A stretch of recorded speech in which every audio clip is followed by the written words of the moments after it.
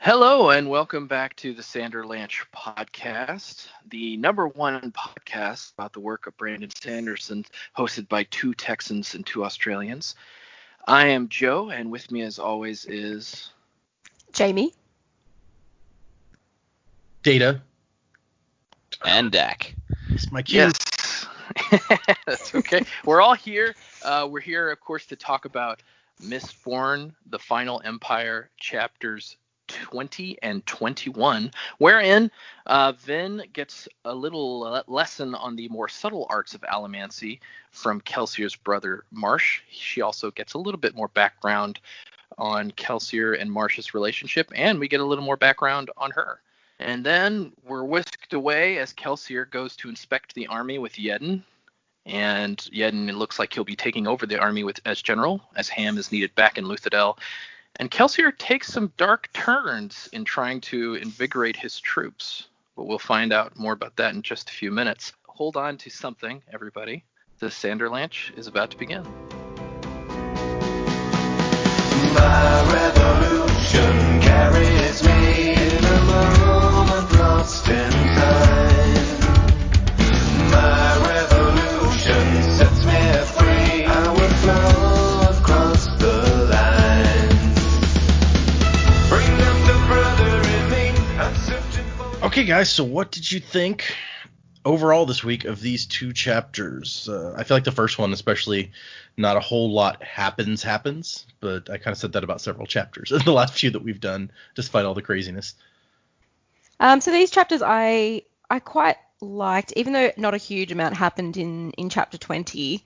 Just getting that little bit more about Vin and Kelsier and Marsh, and sort of exploring their relationships, and that little taster again of maybe what Marsh and Mare's relationship was.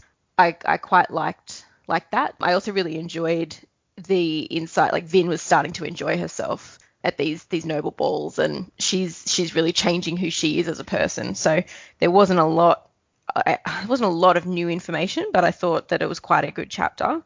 And going to see the army, it was nice to sort of change tact a little bit and see what the rebellion was actually up to. Yedden sounds like a kind of cool guy now. He's on board and happy with how everything's going, and loving life. Yeah, Kelsier's a bit of a worry as well, and I think Ham really his opinions and kind of second guessing what they're doing might cause some problems for Kelsier. Yeah, I'm finding I'm sort of less worried about what Vin's going to do at this point, and starting to be a bit more concerned about what Kelsier's going to do. But otherwise, I quite enjoyed the two chapters this week. They were good. Yeah, Vin, the first chapter is very character heavy with just like little character stuff, which I really enjoy. And Vin and Marsh in that chapter, and then Ham in the next chapter are both kind of expressing some fear about what's going on with Kelsier. So I think that's leaning somewhere interesting here. Yeah, I think the things I enjoyed most about the chapters were the fact that we got to see more of Marsh and Ham, because I feel like those characters have been sort of left by the wayside a bit so far. It's just nice to get those moments with the other members of the crew. I feel like we've seen a hell of a lot of Breeze, but not so much of some of the other characters, so it's nice to get more time with them and see inside their head. The thing that hit me most about the end of the chapter is less that Kelsier is going down his dark path, but Ham's reaction to it. I think it's the first time we've seen Ham shaken up. Like, he seemed fairly unflappable and calm and always happy to make a joke or good for a chat, but just otherwise, fairly unfazed by things. And now all of a sudden he's just like, dude, what the hell? Mm-hmm. And that just sort of gives me an indication of, all right, things are getting dark. This guy is now upset. And Ham's really a deep thinker, and he's now spent time with the troops. He's away from Kelsier. He's away from that high level planning. He's like, these are people. They have real lives. What's going to happen to them? Like, you're just going to send 10,000 men to their slaughter. You can understand why he's quite concerned, and Kelsier doesn't seem to share that concern as openly or at all. Kelsier thinks he's doing the right thing. I think we'll talk about that later. Yeah, so these two chapters for me, not so much the first chapter. I liked getting the Marsh and the Vin stuff, but the second chapter, I never, I feel like I'm never on a sure footing with any of these characters. Like as soon as I think I understand where somebody's coming from or how they're thinking or how they feel about what's going on, we take kind of a left or right turn. And I don't know how I feel about that. I don't know if I like it or because I'm a big fan of characters that are complex, but that also, especially when you're talking about heroes, that are also ones that truly have a benevolent goal ahead of them. And I feel like sometimes we get so muddy in this book, it's hard for me to know if I really like these people or if I despise them. And I mean, you could say the same thing about books like Game of Thrones, things like that, but I don't know. It was the second chapter, especially the conversations between Hammond and Kelsier. It was a tough read for me. So is it just like Kelsier in this one, or when does it come up before that you feel like characters taking a left turn? Now I'm curious about the. Well, I feel like Vin takes a lot of turns. Of course, she's kind of the new person in this world. You know, she's the Harry Potter of like finding out about all of these things for the first time character. So you kind of expect her to change and go in different directions. But I mean, Breeze to an extent. I mean, I feel like right off the bat, you know what kind of person he is, but then he gets like when you find out more about his powers, I start to feel icky. And then Hammond in this second chapter, especially talking about like maybe the nobles should rule over the sky. It's just like I don't know. It just feels icky. I feel icky reading about what's going on. Which I mean, it's real. It's not. It feels real. It doesn't feel like a fairy tale, I guess you would say. Like these are obviously characters that have a lot of complexity to them. I feel like in Hammond's case, it's really more of just him looking for another philosophical question. Like he's pursuing a line of thought that he thinks is interesting, but he may not necessarily believe that line of thought. He's just opening up to see. I think he just prods people to see how they'd react when he says these things. I don't think. Yeah, I would tend to agree with you, except that Kelsier questions it a lot, and he thinks, is this Hammond just being Hammond, or is there something going on? Like, does he really feel this way? I don't know. I think that's just Kelsier. Like. Has a raw nerve on the topic of nobility and how dare they think they can do these things to us. So the fact that anyone would even say something of that nature, he took it a bit personally. And I mean, as we're reading this chapter 2, we are getting Kelsier's take on it, not so much Ham's take on Ham's take on the conversation. You know, maybe Ham's just throwing it out there as a question, but maybe it's a genuine concern. Like it makes sense that what they're about to do is no small task, and there is the potential for a lot of lives to be lost. And I mean, Ham's raised the question before, you know, are they good? Is the Lord Ruler the sliver of infinity? Like he really thinks about this and goes, you know, well, what side are we on? Which, sure, it might just be a philosophical question to throw out, but you know, he's spending a lot of time with these people. Maybe he's really actually concerned about this stuff, which I think would be quite interesting to throw in the story rather than having a team of people that are all like, yep, this is our goal and nothing's going to shake us. It's going to add another dimension to this army as well. I think the impression that the book wants us to take from it, at least, is from Kelsier's perspective at that point. He's saying, you know, Ham, because he confronts Ham about that. He's like, you don't really believe that, right? And Ham thinks about it. He's like, no, I guess not. But Kelsier's worried that, you know, somewhere deep down, maybe all of them believe something like that. And it kind of leads into that scene later where he's like doing this thing because he's got to give these people something to make them think maybe they can beat the nobility, because they've been raised to think that, you know, the nobility are better than them and that's the way that things are supposed to be.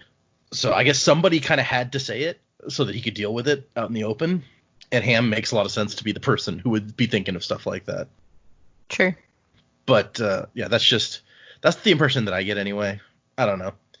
And I definitely agree that it's kind of it's more interesting if there's, second thoughts and doubts, even if they're not public doubts that these characters are having as they're going through and doing a thing that no one in 1,000 years has been able to do, or trying to do the thing. It's really just setting up the parallels with the epitaphs and the person in them who's just like, I think I'm doing the right thing, but am I? Epigraphs. Epitaph is a different thing. Yep. I make the same mistake all the time. God damn it. Yes, that is what I meant. But that's a good transition into the beginning of chapter 20. Is the first epigraph is about the thing that he sees following him. That the time we heard about this before, he's like, I think I may be going crazy. There's a thing following me, and now it's more detailed. He's like, there's a thing there. It's all wispy and stuff. So I was so proud of myself. I was when it was the line of like it's made out of a dark fog, and my brain just went like, or a mist, and then the next line is or mist perhaps. I was like, damn it. You got there a second before they did. Good job. Oh well, we get a quick turnaround on these things in this book, so It's true. Yep. So I just need to share that. So You were any so proud, thoughts too. about the Yeah, you deserve to be proud. You called it. Even if it was one line ahead of time, it's okay. Good job, Jamie.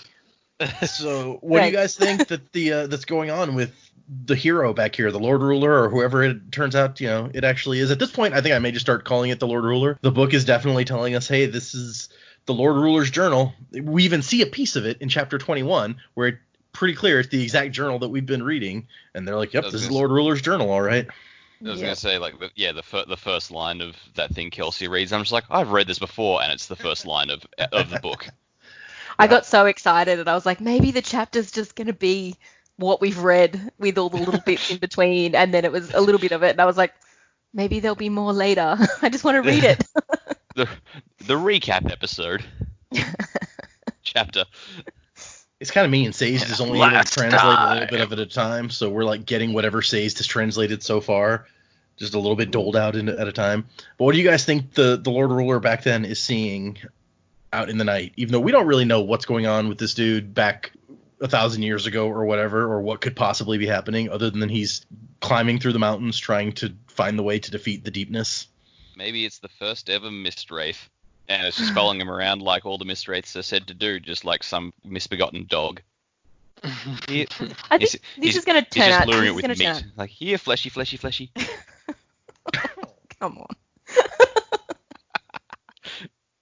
This is the deepness. He can see it. The deepness is gonna take over his soul, and the fact that the deepness is this mist, I mean, makes sense that there's so much, people are afraid of the mists and things like that as they go through.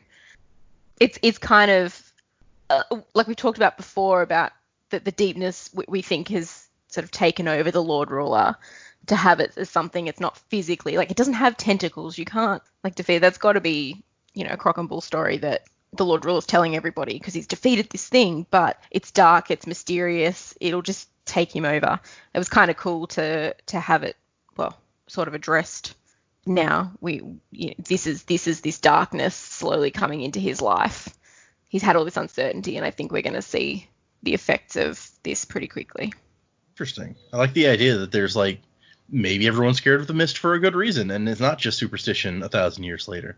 But if he doesn't have tentacles, then the magical caltrops of Antioch or whatever will never work. Maybe the deepness has minions. Yeah. Or if we're right that the deepness has possessed him, then maybe the overall battle is him taking out the previous person who was infected with the deepness. I don't know. It's like maybe. A dark Avatar situation. Oh. Okay. Interesting. Let's get into this chaptery thing. We start out with Vin just going back and forth from Luthadel to Felice. It turns out that there's not just balls. There's luncheons and sitting parties, whatever the hell sitting parties are. I assume some kind of party where you sit. And she ends up driving back and forth from Luthadel several times a day and spending 6 hours in her carriage, which I understand her frustration there. Sitting parties is just cracking open a few cold ones with the girls. Yeah, I assumed it was like a tea party brunch thing, Yeah. Let's have brunch. Vin has like a crew now, like the girls. We're gonna get a whole Mean Girls thing. More so than we've already gotten, I guess. I mean, she does mention that Lady Ilariel just does, any time she sees her, just takes the opportunity to treat her like garbage. True. Which, unsurprising, I think, to probably everyone. Yeah. And she's as she's driving back, she's thinking how annoyed she is that not only can she not do allomancy because she's still recovering from her injury, but Elend hasn't even been like spending any time with her. Yeah, it's a real teenage nightmare. It's like, if I can't see Elend, I'd rather be banished. I hate Romeo so much. Tell us how you really feel. Well, no, you know Romeo, he's boring. Tybalt, that's where it's at. That guy's cool. That's the only other character from Romeo and Juliet I remember, so. I mean, that play, in my opinion, I love the Bard, but that play sucks. I like Macbeth. Yeah, that one's good. I also really like Julius Caesar, which some people say is boring, but Caesar was pretty cool. I like Othello. This is the Shakespeare portion of the show, people. To be It's or not like to be, and so on and so forth. We've made all the lowbrow pop culture references in the past. This is us trying to appeal to more like higher literature. Wagging our target audience. yeah, exactly. Now that we've got the audience who loves Dragon Ball Z or Sure. or Final Fantasy, now we got to Final get those snooty Akira Toriyama Shakespeare worked on people. both. Okay. But no, seriously, I mean, Hamlet's obviously the most superior Shakespeare play. Okay. I'll let you have that. Sure. There's a ghost and his uncle sleeping with his mom and stuff. It's got some interesting bits. That's also where those two guys are from, right? Who show up in other stuff now. Rosencrantz and Guildenstern. Yeah, those two. Thank you. Yeah, they're dead. And then and so we also get a new entry in It Sucks to Be a Ska, where Vin sees a group of ragged children having to like shake the trees to get the soot out of the trees. I really want music for this segment. It sucks to be a ska. You could just sing every time. That's your new job. And so It did make me think. It's like, this is. I'm sure it's come up before, but this is the first time that we've seen a job that is explicitly for the children and only the children to do. Mm. I don't know. It just spoilers for anyone who hasn't watched Snowpiercer. It made me think of like, the kids in the train at the end. It's like, well, yeah, they're the only ones who fit, so the kids are the only ones who can get into the trees. So what else are we gonna do? We can't use anyone else. Never seen Snowpiercer, Damn, man. so I have no idea what you're talking about. It's okay. It's a good movie. They need a Lorax-like character who speaks for the trees. Okay. Well, didn't the Lord Ruler have a buddy who was wondering if trees could think? Where's that guy when you need him? Yeah, Juan. He's you have to assume, since apparently he was not popular with the hero, the Lord Ruler there at the end, that once he took over everything, that guy probably did not last long. And all his writings were banished. There will be no tree or tree-related texts allowed in the Final Empire. Maybe that's why all the plant life is brown. It's like, nope, get rid of it. Specifically to spite that one guy. Yeah. Like, I'll show you, Quan. I'll make the plants brown somehow. Turns out the Lord Ruler is just massively anti-environmentalist. Well, things aren't exactly thriving, so. Yeah, we haven't seen any factories or anything. I think they've talked about mills, and they're not super technologically advanced, I guess. Because the anti-environmentalism stuff, we didn't manage to hurt the environment much until the Industrial Revolution, when we're doing all these polluting things. So That's true, yeah. I don't know how they would pollute things very well at their technology level, Yeah. at least from what we've seen. And then when you made the mutant called Captain Planet, you know what I mean?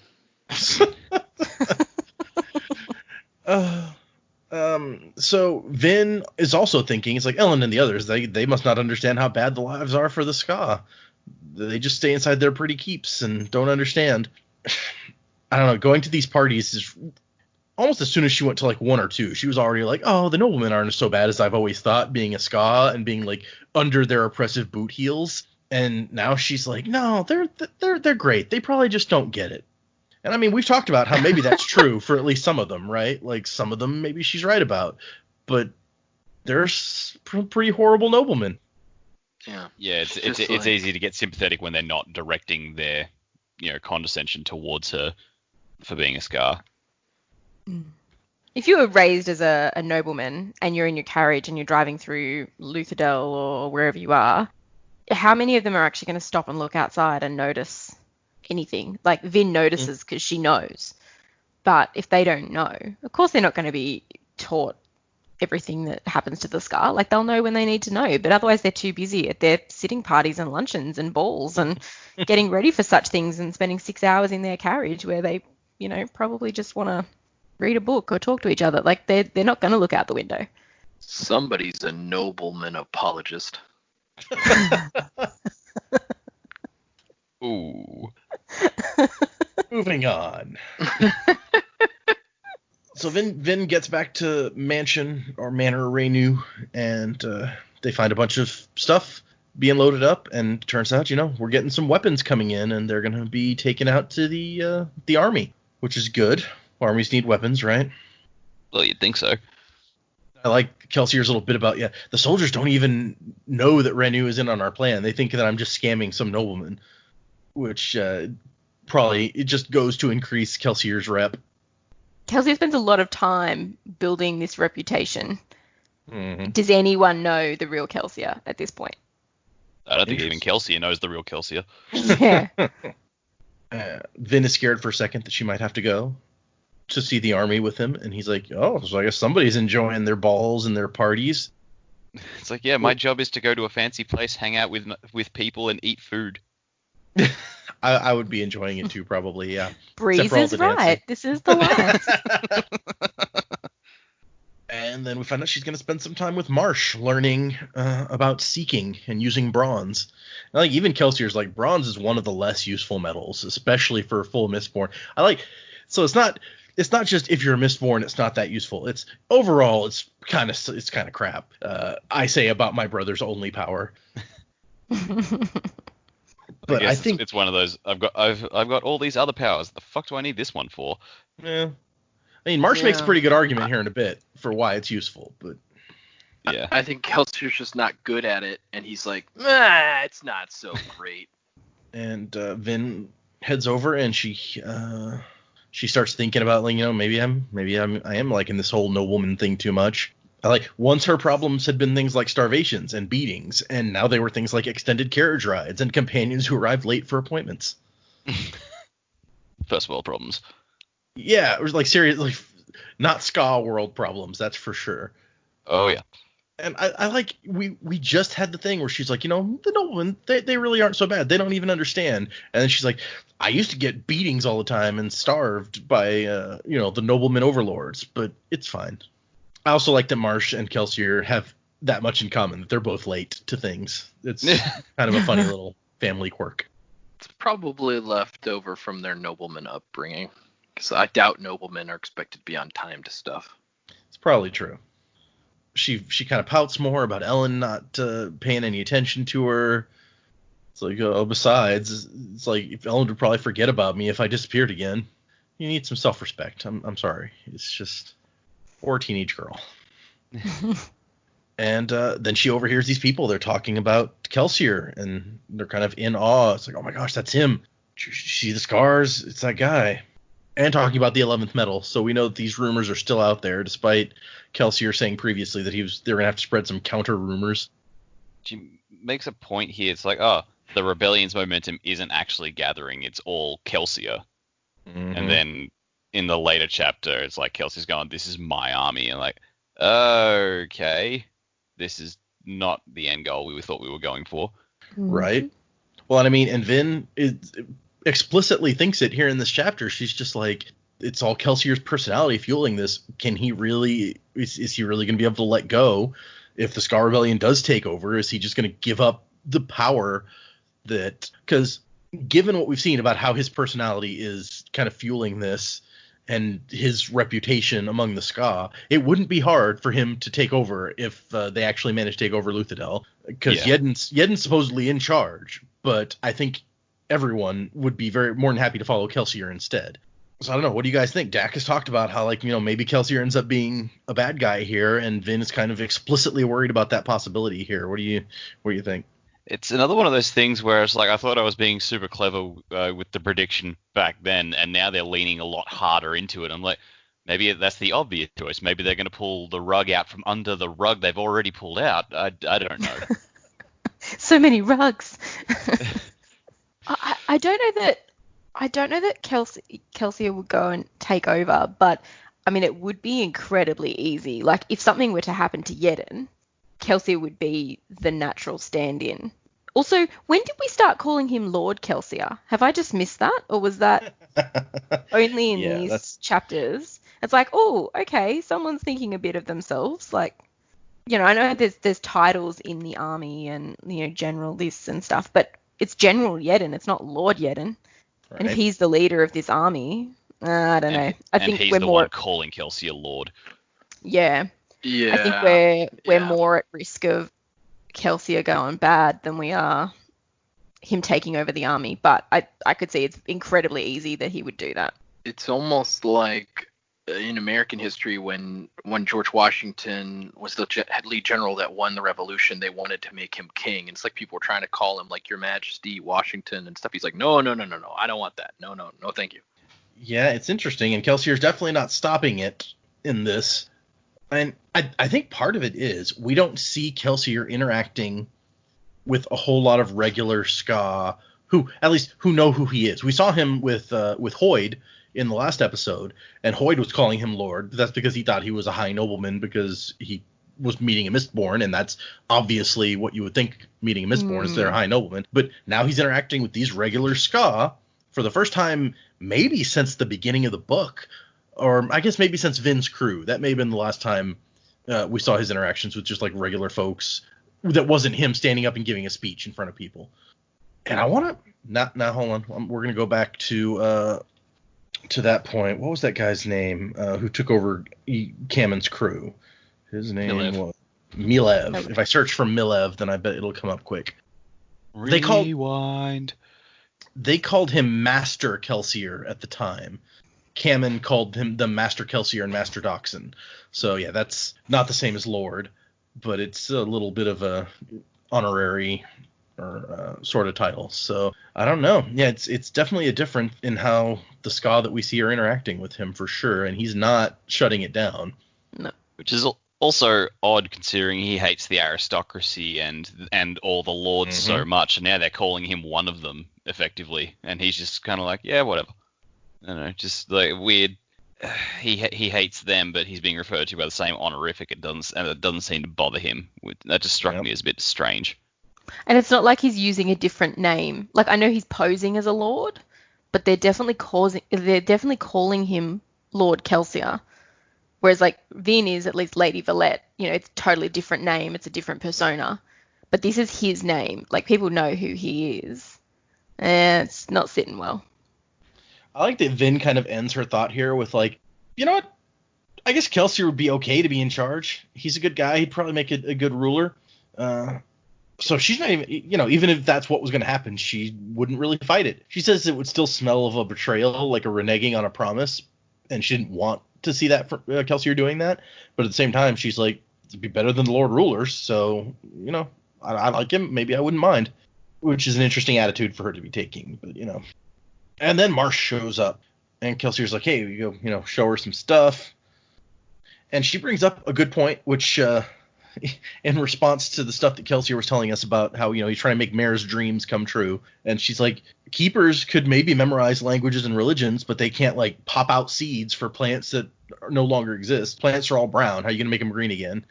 Kelsier doesn't seem to have, that we know of at least, given that a whole lot of thought for how that's going to work. Yeah, you might be freeing the Ska from the oppression of the Lord Ruler, but you can't bring the flower back.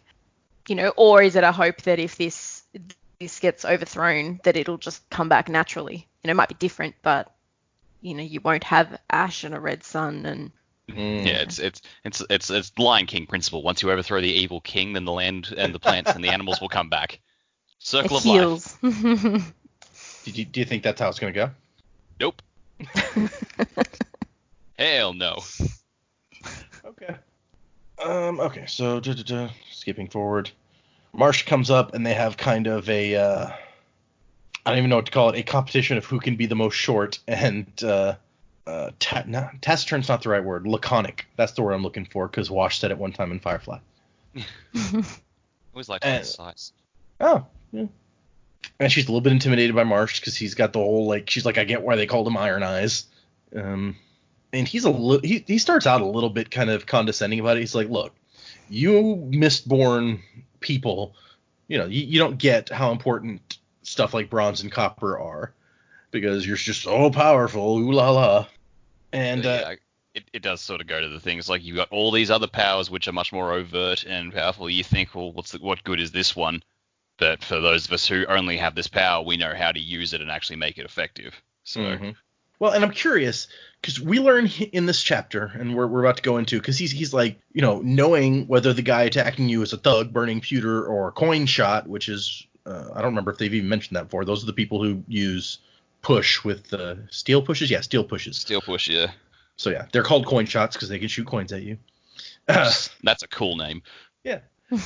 So he says, wouldn't that be really useful to be able to tell which one of the guy who's attacking you, what kind of thing they're able to do, which makes perfect sense. But I don't think we really learned much about bronze before now.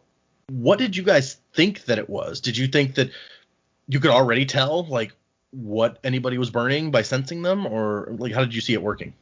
I only assumed that it worked to tell you that somebody was using allomancy, not the specific type of allomancy they were using. Yeah, Okay. I think I was the same. Yeah. It's been so long for me that it's hard to remember, but I think for some reason when I started the book, I just assumed they're like, oh yeah, you can sense allomancy with this. So I was like, oh, well then you know exactly what's going on. Until you get to this chapter and it's like, oh no, you can just kind of get a general idea of there's some allomancy over there unless you're really good at it. He makes another good point that, if you see somebody using allomancy and there's no smoker around, but you can't sense them, that means they're a Mistborn and you should run. Or an Inquisitor, in which case, also run. But I feel like if you'll be able to tell if someone's an Inquisitor or not because they will have spikes in their face. So Well, Their face, can you? exactly. But can you though? Do all Inquisitors have spikes? It comes back to how do they become an Inquisitor? Yeah. Maybe the spikes is, I think in one of the last episodes we talked about their little graduation, it becomes quite a ceremony to have their spikes through their eyes and that makes them, a higher Inquisitor. But maybe there are people out there that are just Inquisitors. Interesting. Okay. maybe. I also he gives a little detail that's if you get really good at this, you can even tell what emotion somebody's trying to get at in your brain. Maybe you can identify when someone is flaring their metals or even when they're running low on metals, and all of these sound like pretty awesome advantages to me. Yeah, definitely that last one. So we get he's basically lecturing us and Vin on why this one power that we've probably ignored up till now is pretty cool. And Vin seems to take to this almost as naturally as she's taken to every other thing, because she's immediately sensing these things that he eventually is like, it took me 6 months of practice before I could sense that. And she can't sense everything that he's asking about, but she's really good to the point where he's like, oh, you must be practicing this. And she's like, no, not really. I mean, what did you expect from the daughter of the Lord Ruler, man? I did love his did it work? Oh, no, I can't sense anything. Good. It took me 6 months to figure that out. If you'd done it on the first try, I'd have felt like crap. And see, I think here's another difference between him and Kelsier is that exact situation. Because when Kelsier came up against that same situation, when he's talking to Sazed, he's like, she's just really good. And we talked about on the podcast, maybe Kelsier's just not as good as he thinks. Maybe she's not that naturally good. But Marsh immediately thinks the opposite, where he's like, I'm really glad you couldn't do that, because then I would have felt like a loser for having to take 6 months to learn how to do it. So he definitely doesn't have quite Kelsier's pride, I think, even if he is intimidating in his own right. Well, he mentions at one point he's been a seeker. He snapped quite a long time ago, and so you got the two brothers. One of them is a misting, and the other one apparently is not, has no abilities whatsoever. And then Kelsier, Kelsier winds up with the girl. Marsh doesn't feel great about that, and then they go off and get captured, and Mare dies in the pits. Kelsier comes back, and he's a Mistborn. I think at that point, Marsh's pride has already been shattered. He's already lost the girl he loved to his brother, and then when his brother comes back from all that, his brother has way more powers. Like the thing that made Marsh more in terms of ability than Kelsier has been. Kelsier has just far outstripped him as a result of that anyway. So, I think Marsh just doesn't have time for pride anymore. It's an interesting point. That's some serious sibling rivalry shit there. Yeah. And we know there's a lot of tension between these two, so it's true. And that's going to come up here in a minute, even. But also, good line is that when he's like, perhaps you have as much talent as Kelsier has been bragging about, which that's cute. Kelsier's bragging about his apprentice or whatever you want to call her. It's also Kelsier. It's like he could be like, yeah, look how good she is. I must be a good teacher. So I'm curious also, now that it goes into detail here, and if you're a nerd like me, this is the super fun part where it's like, here's how you tell the pushing metals from the pulling metals, but then there's also this variance in wavelength of what you can feel, and that's how they organize the lower 8 metals into different categories to begin with, or at least some of them is by what you sense when you use bronze, and you sense whether they're pulling or pushing or what the wavelength is. Do you guys feel like that's more complicated than it needs to be? You could just say like, oh yeah, that feels like pewter. Or I think it's cool. I don't know how other people feel about it. I really like it. Oh, just like it just makes it apparent that he when he was writing it, Sanderson really wanted to go into as much detail. Like he thought about it. He didn't just want to say, these are some cool powers and people do cool shit with them. He wanted to explore how they exist, why they exist, what you can do with them.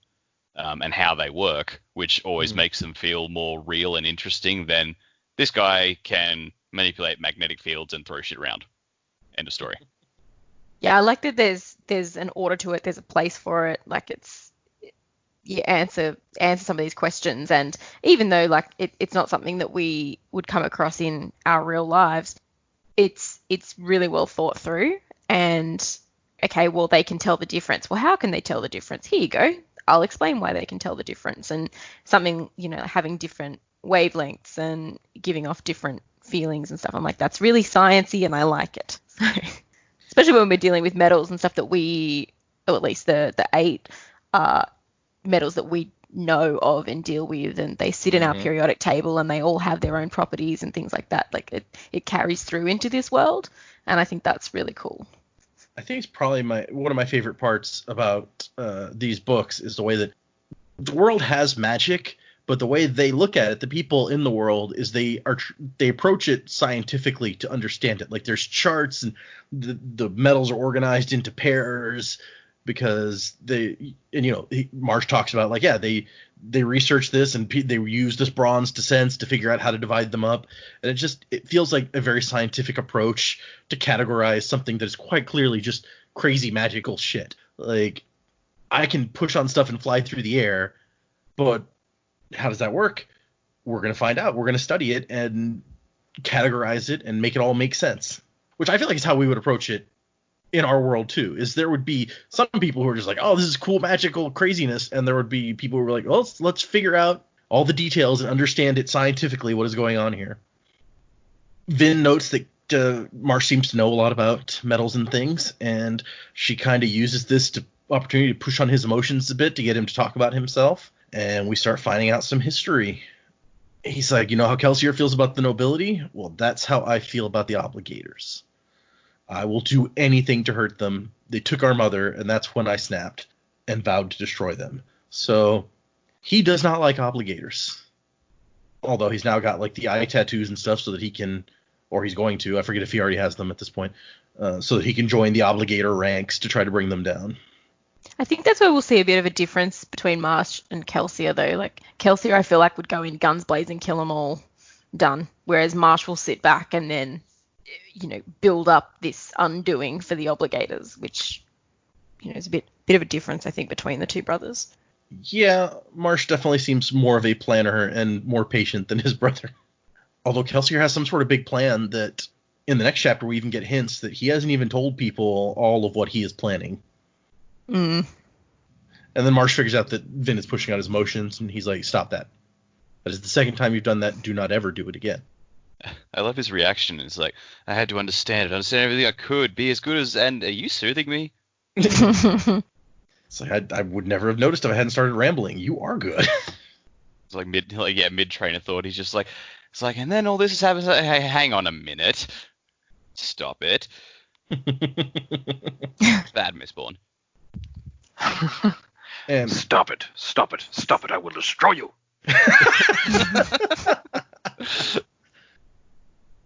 and they talk a little bit about when Marsh first noticed her, when they tried to scam him, and she was pushing on his emotions. She promises not to do it again. Scouts on her. That's what I'm picturing in my head. You can't see me, but I'm like holding up these two fingers, like, I promise I won't do it again. And they talk about how Vin hates her brother, but Marsh does not hate Kelsier, even though, he's frivolous and self-important, but he's my brother. And she says, and that's enough? And he nods, and she says, I have trouble understanding that. Which is just the saddest always thing. enough for me. Yeah, we're such loving brothers. Yeah, that is sad. You're right. Yeah, no, it's really sad. It's maybe one of the saddest moments of Vin so far, where it's just like, having this person, who's her family, that's not enough. That doesn't make you love someone. Which makes sense. I mean, I'm not saying it doesn't make sense. It's just sad. It's also a very frank thing for her to say to someone she really doesn't know that well. I mean, it took her a while to warm up to Kelsier, and maybe it's just because she's gotten used to the crew and everything else like that. But she and Marsh haven't really had much to do with each other, and now she's just like, yeah, I hated my brother, and I don't get people who like their siblings because. I guess it makes sense. I mean, I agree, and it's almost the same thing you brought up before, where she's like, she's really open with Ellen when it took so long to like break through her shell for other people. But I think part of it is like she doesn't have a chance to talk to people with brothers that she knows very often. Like, this may be the only pair of brothers that she knows offhand. The first chance she gets to compare her relationship with Reen with somebody else. And it's nice that like both Kelsier and Marsh are like, yeah, I still love that guy. Neither of them seems to like each other all that much, but. Do you love your brother? Yes, I just don't like him. He's a dickhead. That's kind of what Marsh says as we continue on in the chapter, but he's like, he's trying. We find out that, Vin's mom's crazy, heard voices, and Reen comes home one day and finds that their mother has killed her baby sister. Messily, that's its own sentence, is the word messily and then a period, which that just conjures, fun stuff. And me, however, she had not touched except to give me an earring. Bowing and proclaiming me to be a queen, holding me in her lap with my sister's corpse at our feet. And that's the day that they left living with her mom. It's Do you terrifying. need any more? No joke. But do you need any more evidence that this is the Lord Ruler's kid? I mean, she's calling her queen. She's killing other kids who aren't worth a damn. Honestly, I think maybe Vin accidentally killed her own sister, if I'm being honest about that theory in there. But anyway, That's dark. not on purpose. She was a child. And she's probably repressed the memory. Yeah. I don't know. I think I find it interesting that her mom kills her sister, gives her an earring, and that's still the earring that Vin wears, that we've seen her talking about before, that she wears all the time, which is a little bit creepy. I guess, you have a child who desperately wants to believe that, okay, mum was insane. She still loved me, and this is all I have left of her. It's like, when you love someone and you desperately want them to believe they loved you as well, you might hang on to things past the point of rationality. So even though mum was apparently a crazy nutcase, Vin is someone who has, at that point, has no one that really loved her, and she wants to believe that her mother did. So she holds onto the earring as a in the hope that was true. I'm really curious about what actually happened there, because they talk about the mother was trying to kill her when she was younger. And I'm like, this sentence doesn't sound like she tried to kill her. Or did she try and kill her and Vin survived. Like Vin appeared not to be touched. It's like, oh, what actually happened there? Is this the moment that you snapped? Like, or how old were you at this point? I think there's so many questions to be answered here. Or did Vin make the mother kill the sister? Was the little sister getting too much attention? Like, yeah, I don't know. It opens so many questions. It would also go a long way to explain why Reen hated Vin so much and treated her like such garbage. He blames her for the whole mess. Maybe, but I mean, he did take her away to, at least according to Vin, to keep her safe from her mom. They had to run, and he took her with him. Well, probably, but I just assume save the sister, and then the more you think about it, the more you live with it. You just start to stew on it and dwell on it, and then eventually that turns into hatred and resentment and using her for your own gain. Yeah, there's definitely some stuff going on there, and I agree with Jamie that it's really makes you want to know more about that story. Although apparently the only person, unless Vin somehow recovers some repressed memories, the only person who could actually tell us is her crazy mom, who it doesn't seem like she's seen in a very long time. And then we start talking about Kelsier again, and Marsh is like, I've been known to kill obligators, murdering men just because they're noble. Like, he's worried about what's going on with Kelsier too. And it's not just that, he likes people to fawn over him, which the next chapter does not dispute that. Vin starts to pick up on, Marsh it wasn't just people liking Kelsier better, it was specific someone who liked Kelsier better. I think it's pretty impressive that she manages to pick up on that in just like a word or two in here. And but Marsh feels like he's trying to do something good now, so he's going to go along with it. But only really because, he's like, Kelsier's plan is going to probably fail horribly and get him killed.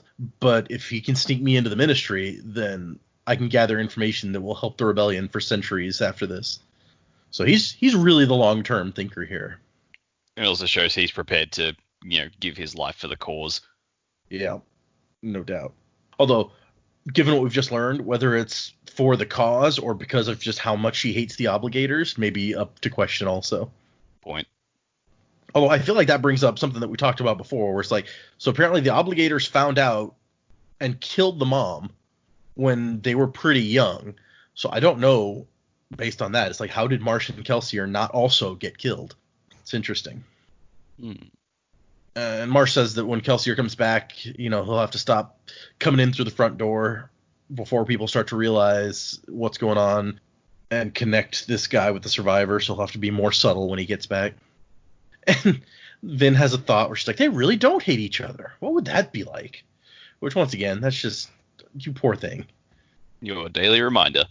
Yeah, well. And that's what the chapter ends with, more or less. It's saying this, like the concept of allomantic pulse links that she was supposed to be looking for. She just didn't understand this loving a sibling thing. So, yeah, the first chapter is very character-focused there. And in the second chapter, we're getting... I'm glad that we finally get to see the army and kind of what's going on with this whole thing, because we've been very kind of laser-focused on Vin for a lot of these chapters since they've been recruiting an army. But I guess first, we got the epigraph, which in this case is a quote, which the other ones aren't in quotes. So it's like the guy who's writing the journal is quoting something. It's the hero of ages. It's something about the hero of ages, a description of what the hero of ages will be. Yeah, shall be not a man but a force. Yeah, it's very just dehumanizing. Yeah. It's well, maybe, I don't know, but like dehumanizing fits, but not in a like less than human, but in more of a more than human sort of way, like building up to godhood. So, right. Is this because it's in quotes? Like Quan was the one who came up with the prophecy. I assume this is what Quan was saying. I assume this is a quote from Quan about Lord Ruler's future. And then, like I think Dak was saying earlier, we move into the chapter, and it's the words that we have that we've read. Were those really the very first words? Hold on, I gotta look. Yep. Look at that. We're bringing it full circle. Yep. Sometimes I worry I'm not the hero everyone thinks I am. Was the very first sentence of the book, and here it comes again. And yeah, it's like I think the first paragraph of this little note from Lord Ruler's journals is new, but all the rest of them, I'm pretty sure they are from the epigraphs earlier in the book. Yeah, it should be sounding very familiar. I think the last sentence as well are like it sort of brings a couple of them together, I think. Yeah. Well, and the last sentence is I can't talk. An interesting one that I was going to bring up, because that's the one that started out, I think, section 2, that you guys were like, that sounds like it's different from the rest, like it's not part of the same thing. But when you read it in context, it kind of fits. Yeah. And that's it. It's like, oh, so we've just been reading all these epigraphs out of order. Mm-hmm. Lord Ruler presents maybe. Pulp Fiction. Yeah, kind of. We get more to talk about Rashek, which, like I said, I think we already read all this, but it's like, man, if anyone could spot a fraud, wouldn't it be him? But he hates me so much. And Kelsier just finds this super interesting. He's like, I'm really glad I had Says give me a copy of this, because there's nothing else to do on this long trip. But this is really, really interesting look at the character of this guy, except at the same time, it kind of annoys him. He's like, you know, it all fits with what we've heard about the Lord Ruler from before, that he was like the greatest of men, entrusted with the fate of mankind. And, you know, seeing all this self-doubt and stuff just makes it more tragic. That's how Kelsier operates, though. He tries to always think of his enemies as not people, but as just objects worthy of destruction. That's how he thinks of the nobility. So he's just like, God damn it, I hate thinking about my enemies like they're people. I thought it was really interesting too that this extract is filled with self-doubt and questioning himself, and then later in this chapter you've got the question. It's like, are we the same? Should we be ruled? And he's like, no. You know, just don't let that doubt creep in. Yeah. I want to see Ham's reaction to reading this, because I feel like he would have an interesting take on it. Let's see. So Kelsier comes out and he says it's time to be a bit ostentatious, and starts flying through the air in front of everybody. Like he hasn't been already. Yeah, but he usually does it at night. He's like, it's kind of weird in like full daylight doing this.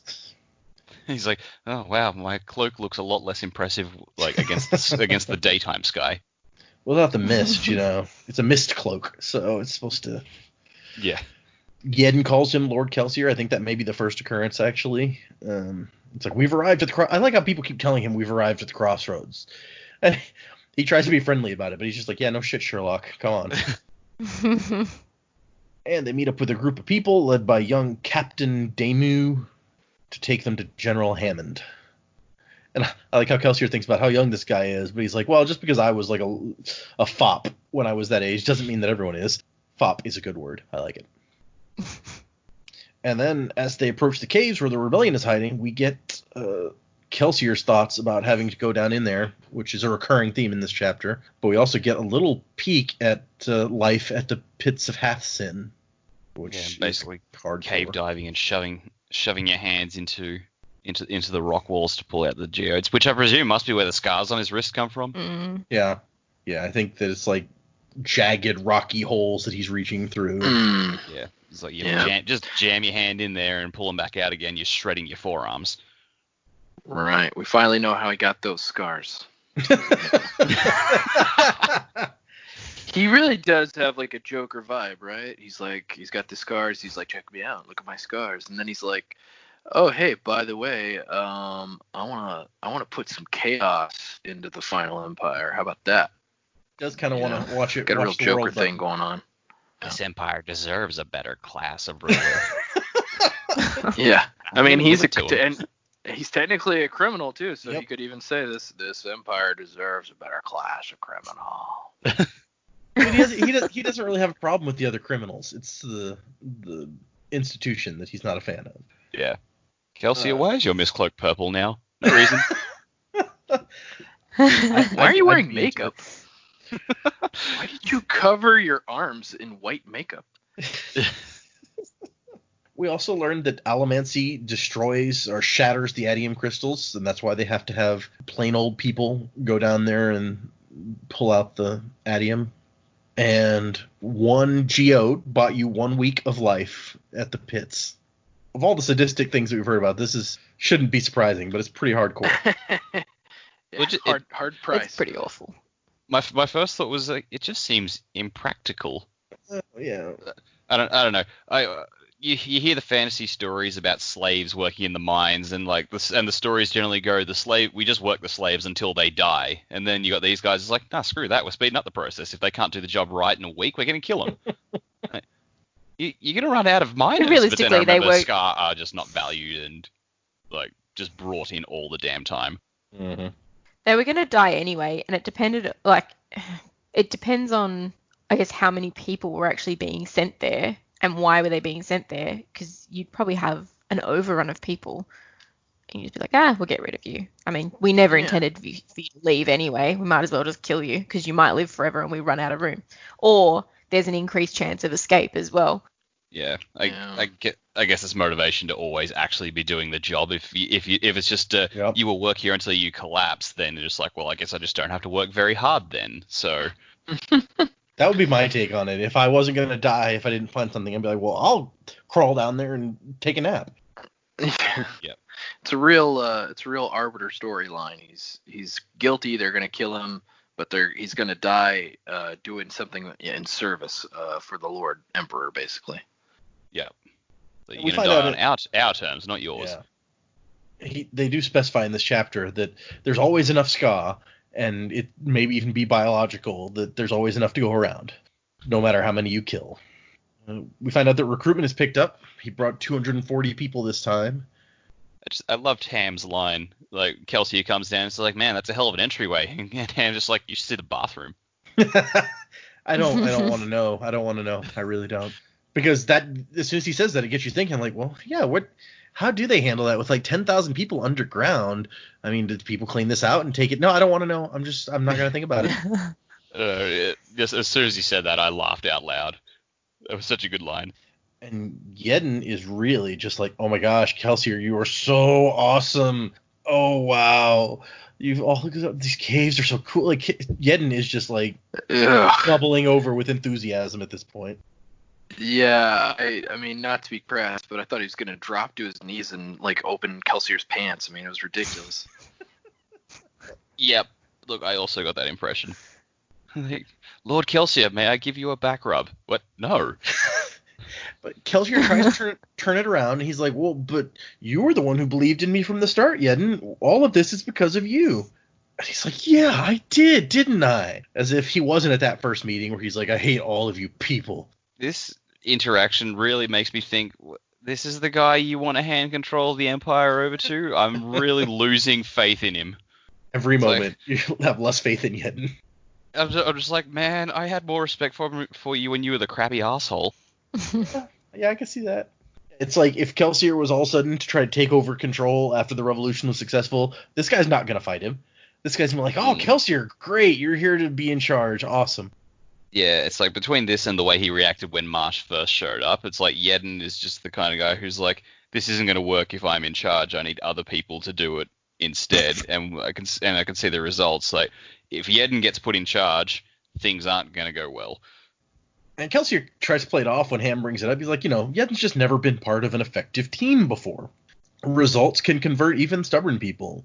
And then the next line is, Ham didn't look convinced. Because it's not really a very convincing argument, but he totally lets it kind of go. And they go to check out the other two entrances. Yeah, there's like 3 total entrances. So they go check out the other 2. Where Kelsier does his whole like, oh man, these soldiers are so awesome.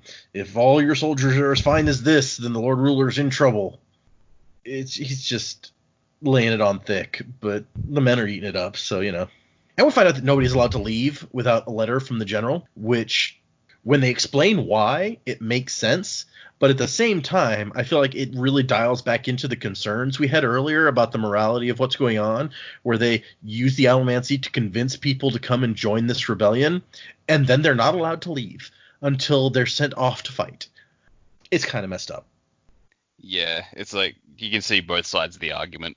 It's like, yeah, you can't leave because like if word gets out this is what's happening here, we're all fucked. But yeah, they're basically being held hostage to their own cause. And we meet at least one guy later who has an issue with that. Okay, so moving.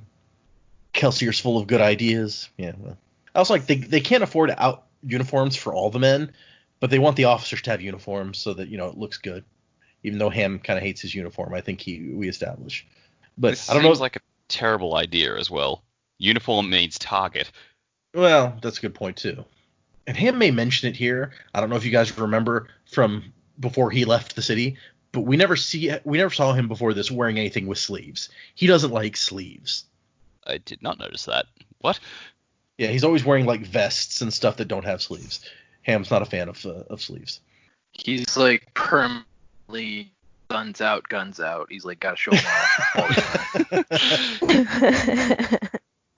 time. And so this is where they start to talk about what we brought up before, where they start to get into it, but it starts out with Ham saying he's worried that the people are doing well in here, but when you get them out on the battlefield, they may not feel like this is a fight that they can win, just because of 1,000 years of being told their place or whatever, right? And Kelsier has, Ham says that he's not used to the whole being in charge of people. And Kelsier has a thought where he's like, I know how you feel. I'm a thief, not a prophet. But sometimes we have to do what the job requires.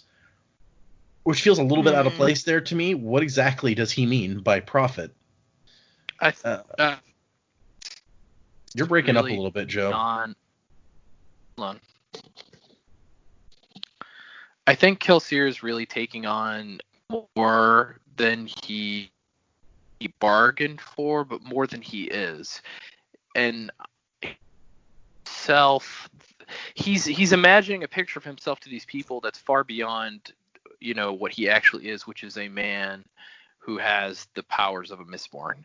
He's saying he has to become something so great that they're willing to do anything for him. And I think that's kind of what he's getting at here. He's like, I'm a thief, but I have to be more than that. I have to be more than I've ever been to get this job done. Mm-hmm.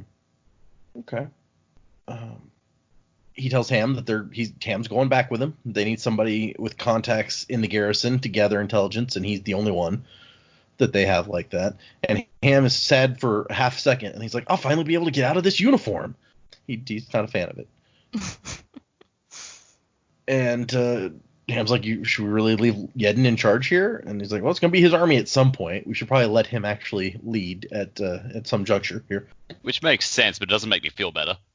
No, yeah. I mean, it's totally logical. If Yedden's supposed to be in charge, you got to let him be in charge. But his temperament has never, whether it was grumpy Yedden at the beginning or like hero worshipping Kelsier Yedden right now, he's never, to me, seemed to have the right temperament to be a leader of a group of people. No. He's always come across as someone who will stand back and get other people to have their say. He won't have his own say unless he's just interjecting every so often. He's not a take charge person. So how the hell he wound up in charge of the rebellion after Marsh took off, I don't know. Good point. Maybe nobody else wanted the job. Yeah, maybe. And Ham has a line about how beautiful it is down here, and Kelsier's like, just thinking to himself, like, no, I will never be able to see this as being beautiful after what I've been through. And we find out a little bit more talking about how horrible the pits were. Endless caves going straight down that you have to wiggle through cracks and plunge down into the darkness with no light. And he always made it back up until the last time when he did not find a geode, but his wife gave him one saying that she had found two. And he didn't find out that she was lying until she'd already been beaten to death for not finding one. Which, if his story was not sad enough before, here's a little cherry on top for you. Yeah, and that question of whether she gave it to him out of love or guilt. Mm-hmm. Like, ugh, that's got to do nasty things to a man's psyche. For sure. Yeah. And it affected him so much that is the night that he snapped and came into his powers. And then the line is, the next night, men had died. Many men. Which you can't blame him for, but, jeez. No. But it's also many men. Doesn't say which men, if it was all the guards or some of his fellow prisoners as well. It's true. We know that he's recognized as the survivor of Hathsin, as if there is not another one. So if he tried to lead a group escape, it does not sound like anyone else made it. And he's just like, I can't think about this anymore. Ham, tell him, what are you thinking? Give it to me. And Ham is so excited. He's like, really? Okay, here's what I got. And we won't delve into it too deeply because we've hit on it a few times already. But it's just like his thought this time is, are Ska and Oberlin like genetically actually different for various reasons? Apparently the Obligators talk about a thing called the balance, where Ska always have lots of children and the noblemen do not. That way, there's always enough Ska to support the noblemen, no matter how many of them get killed or beaten. It made me think. I was reading a Michael Crichton book a long time ago, and at one point, one of the characters is talking about the ratio of predators to prey in Africa. It's like, for one, what was it? I forget the exact numbers, but it was like for every one lion you have in a certain amount of square miles, there'll be about 25 prey animals or so. And then you got to account for all the smaller predators as well, like hyenas and jackals and whatnot, and you got to increase the prey exponentially to account for feeding all of the predators. And it gave me that same sort of vibe reading this about how there's always going to be more Ska than noblemen, so that they will have, for one nobleman there'll be X amount of slaves. Yep. It gave me a very predator versus prey mindset. That is the Lost World that you're talking about, if I remember correctly. It was, yes. Yep. Good book. Yep. Yeah, I totally see the parallel there. I sort of got to thinking that if maybe this was the excuse, like maybe it's a result of like inbreeding amongst nobility, because they've got to keep their bloodlines pure and they actually have fertility issues and all sorts of stuff, and it's like the Lord Ruler going, yep, that's the way we planned it. It's totally normal, guys. It's fine. That's kind of funny, actually. I like that. It's like it happened over time, sometime during this 1,000 years, where they just started to have these problems, and he's like, oh no, that's 100% on purpose. Ha ha ha. Yep. Wink. And Kelsier kind of refutes all of Ham's points except for the allomancy thing. It's like allomancy is genetic, and no Ska has it unless they have aristocratic, I can talk, blood somewhere in the last 5 generations. So that's a point. They have separate bloodlines, clearly. Does that mean that they're physically different beyond the allomancy? I guess that's the question. And then he ends with, like, what if the noblemen are right to rule over us? At which point Kelsier's like, you don't mean that. And he's like, no. And Kelsier's just like, look, I know it's hard to see because things have been this way for so long, but this is not right. And you have to believe that. And Kelsier even kind of thinks it later. He's like, Ham is one of the most dedicated people on his team, and even Ham is thinking this. So what must other people be thinking? So he's there for a week, reviewing troops, seeing to training and food and weapons, just being seen mostly. And there's some discussion in here about like magic and how the Ska view allomancy, because they're not even really supposed to know about it. And even Yedden doesn't really have any idea. If you go back to like the first time we met Yedden, he has that line where he's like, I don't even know if Mistborn are real. I've certainly never met one. And Breeze is like, you should talk less. You'll sound less stupid. So we kind of revisit that here, where he still, despite having been with this crew for a while, even he doesn't really know or get how allomancy works. Maybe he never cared enough to try to find out. But it really comes into play with what happens, this big demonstration. So they're at the big dinner. This felt sort of like Kelsier punishing Ham by proxy for what he was saying. I get that impression. I mean, I think what the book is trying to say is that Kelsier's just really worried about how prevalent this thought might be, and he needs to get them over it. But I can see how, because it really affects Ham. He's very unhappy about what happens. And it's the first time we've ever seen Ham like that. I mean, and from I remember what Bree said about how he said, if the army only had one leg and were all mutes, Ham would talk about how they were good listeners and their balance was really good. Like Ham sees the positive in everything. So for that guy to be freaked the hell out, Kelsier's crossed the line. Well, and by Kelsier doing what he did, he's now just gone and shown it doesn't matter. Like, that's a Ska life. It doesn't matter. It's all in aid of this greater good, and that's scary. Yeah, and we've talked before about Kelsier being kind of a drama queen and needing to do things dramatically, but this is like a whole other level of that. This is dark. This is a path that he should not be traveling. Killing noblemen or killing your enemy is one thing. This guy's not an enemy. Yeah. He's Killing... he might express some different views, but Yeah, I mean, he might as well have killed some younglings. You know what I'm saying? He's got a real Anakin vibe going on. So, I guess to establish what happened so that we can kind of talk about it, they're at the big dinner. Kelsier is thinking about what Ham said, and he decides he needs an example to show these guys to get them believing like they can win. So he has Ham point out some troublemakers. So they find this really big guy, a big tough guy who's been a troublemaker. And Kelsier sits there and he uses allomancy to rile up his emotions to get him more and more upset, and then makes a speech. And the guy doesn't even like jump up and like yell anything. He kind of like says something off to his friends on the side. And Kelsey's like, "What was that? Did you say something?" And the guy's like, "Yeah, how come we're not allowed to leave if, everything is so awesome? You're just keeping us here until we have to die for you. Like, we don't have a choice at this point. You're just gonna kill us, and you're keeping us prisoner here until that time comes," which is not completely unfair from his perspective. I mean, we know that they don't plan on the army. Kelsier even says they don't really plan on the army having to fight a whole lot if everything goes to plan, at least not at first. You don't raise an army if you're not expecting to fight. Yeah, and you definitely don't train them telling them you probably won't have to fight. It's fine. Yeah. So as far as these guys know, they're about to go out and fight.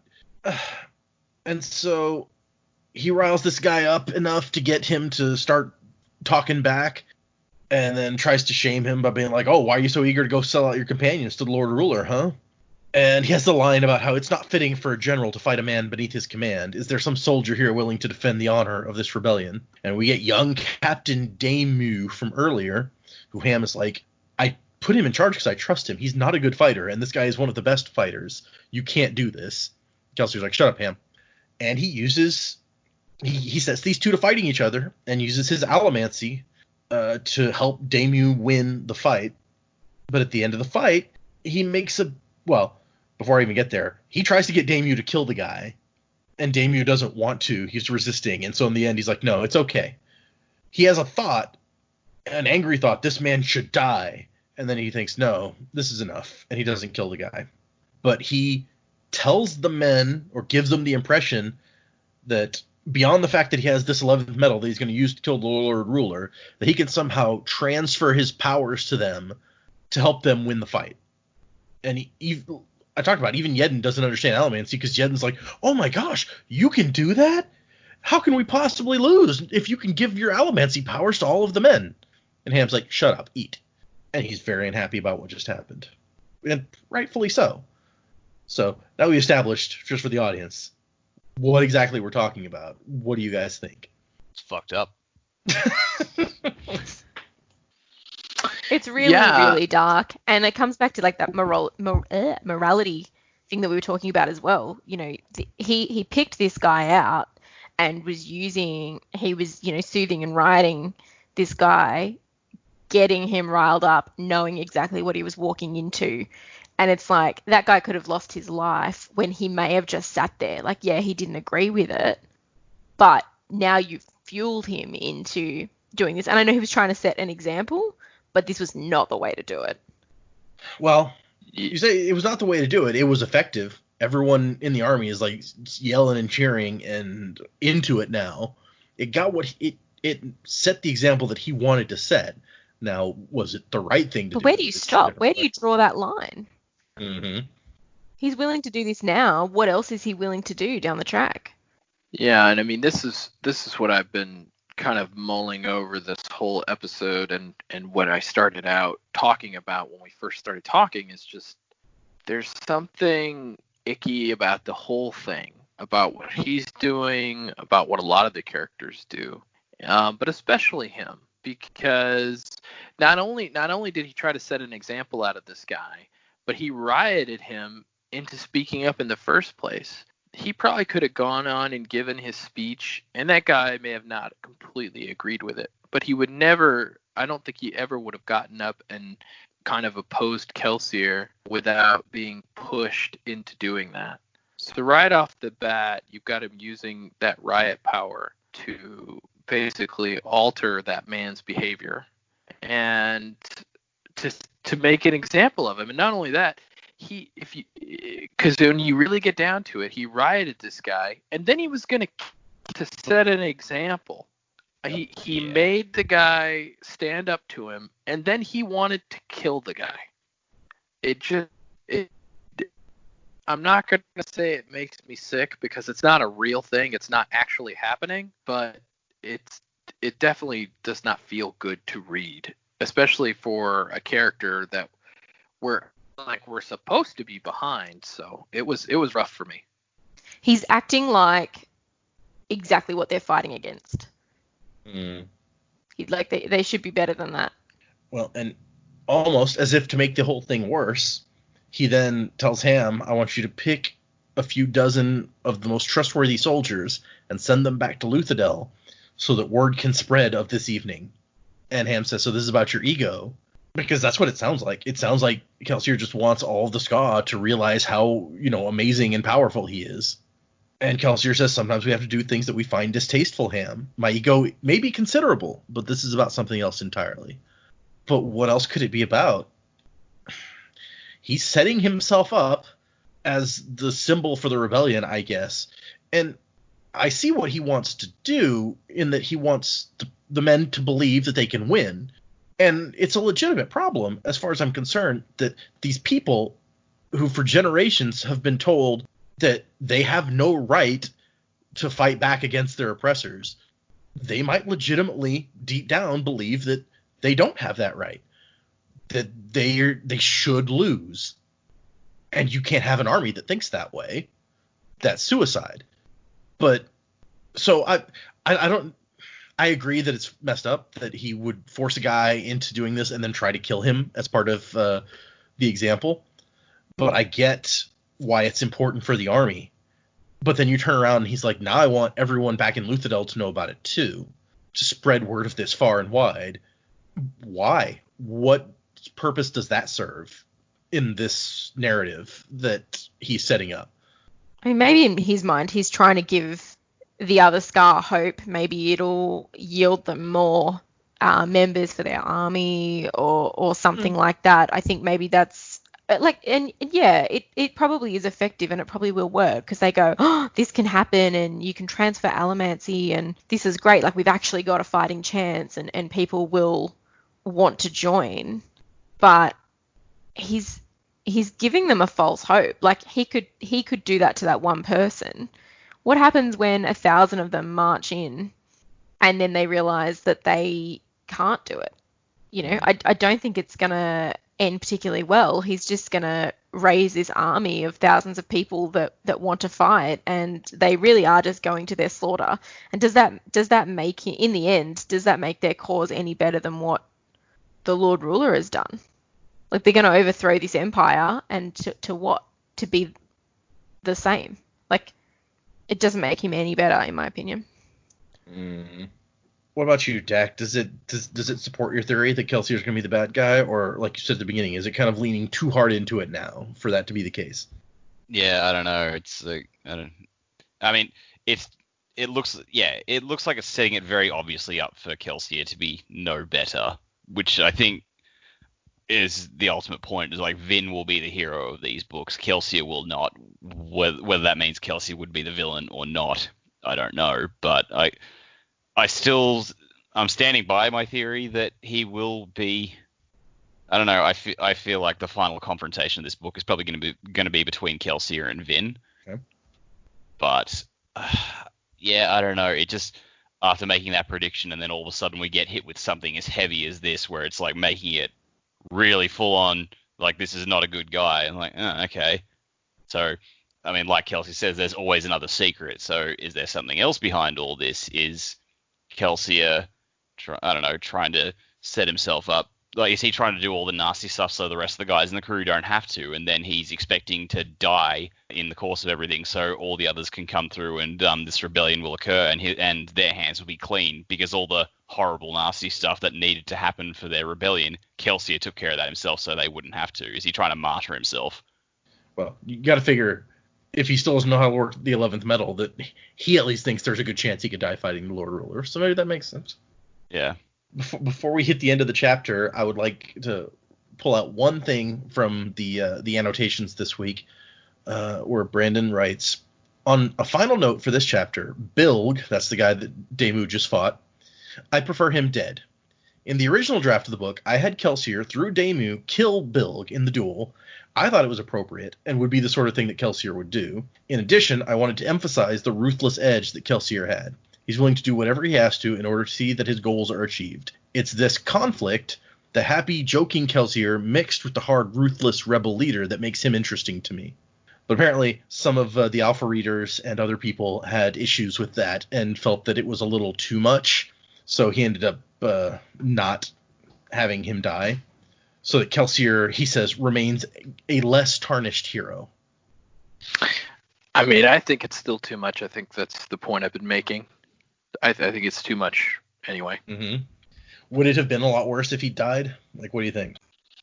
Yeah, if he had killed that guy, I might have said, "Hey guys, I can't do this podcast anymore." Because right now I am really not liking Kelsier one little bit. What if he turns out to be the bad guy? Then it's intentional that you're not supposed to like him that much. Well, we'll have to see how that plays out, I guess. You were telling us that, a good bad guy is sometimes the best character. So maybe if you weren't liking him, then, Yeah, that's what I said. I mean, if we got to see how it plays out. It's just this, I don't know how Brandon thinks or about his characters, how complex he wants to make them. I mean, I've enjoyed a lot of this book, but I don't want the ultimate hero to be somebody like this. It's like to me, Kelsier's role is like Snape in the Harry Potter franchise. He's not the ultimate hero of the books. He shouldn't be. He's not a good person. When you get right down to his core, even with the sacrifices he made, he is not a good person. He never was. He's a jerk. Yeah. Yes. And so, I don't want the main hero of the book to be somebody like that. I want the main hero of the book, even if they're complex, even if they have their demons, I want them to be good for the sake of being good. No, the ulterior motives fall away. You do what's right because it's the right thing to do. That's for me, that's the definition of a hero. But do we think that the book is setting up Kelsier to be the main hero? We spent a lot of time focusing on Vin, but Kelsier is the leader of the group, so I don't know. What do you think? No, I don't think so. I think I thought so at first, but I don't think he will be in the long run. Okay. I think it's really just setting up Kelsier as a parallel to the Lord Ruler. They've made these comparisons that the Lord Ruler is like the young farm boy who grew up to save the world, and in doing so, he became the ultimate villain. I think we're getting a case of history repeating here. Kelsier is like the charismatic rebel leader who's going to take down the tyrant, and in doing so, he's going to become something just as bad, if not worse. There do seem to be some parallels, yeah. Okay, we move the end of the chapter. Kelsier thinks that he wishes he could explain everything to Ham. Plots behind plots, plans behind plans. There was always another secret. So there's a strong hint there that there's something else going on, something that he can't even tell Ham or maybe any of the crew. Not even Doxson? Well, we don't know. It's a good question. I mean, he has revealed more to Doxson than he has to anyone else, like that little conversation we saw them have. So Yeah. maybe Dox knows.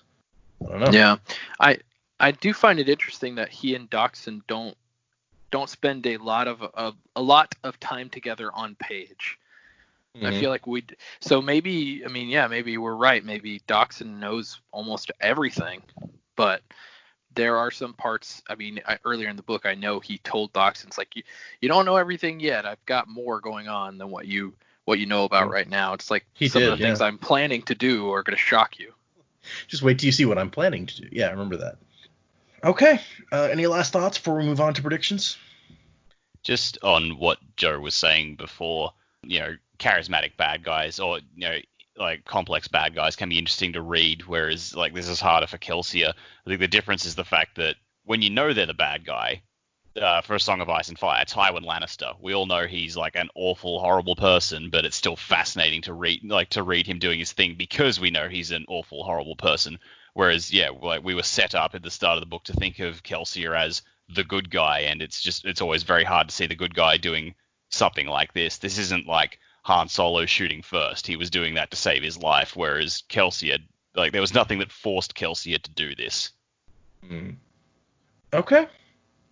I think that we've had some really interesting talks. I knew that this chapter would be an interesting prompt for some discussions, and I like where we've gone. But let's dip into predictions. I'm going to pick somebody this time to go first. Let's let Dak go first. I think he went last the last 2 times, so he can go first this time. I don't really have much in the way of predictions. I think that to tack on to my theory that Kelsier will be the bad guy, I think that if Vin's going to be the one who would have to take him down if that were the case, and I think she's actually going to do that using what Marsh taught her, because this is the stuff that Kelsier ignores, he doesn't think is relevant, and the brother that he, didn't really think much of, I think that in some odd way, like, if Vin has to bring down Kelsier, she's going to use what Marsh taught her to do it, and it'll almost be like this is Marsh's, not revenge, but payback by proxy for all the crap Kelsier has put him through. Okay. I kind of like that. Yeah. All right, Jamie, what do you got? I'm not so sure if it falls into a prediction or not, or maybe just a thought. But when to become a Misting or a Mistborn, you have to snap. Now they're going to have thousands and thousands of Scar fighting in battles, and they're spending all this time, getting to know each other and forming bonds with each other. And they're going to start dying. I reckon we're going to see a lot of them end up with powers. Whether it's in time to actually do anything good for the rebellion or not, I don't know. But I think that's something to sort of watch out for. Yeah, I just can't imagine all these people going in to fight. And at the end of the day, it only comes down to these core characters we've got. I think there's going to be some things to watch out for there. Interesting. That would be sad if, like, a bunch of people got allomantic powers in the fight, but it was too late to actually accomplish anything. So, oh, now I'm sad. Okay. Joe, what do you got? Well, I don't know.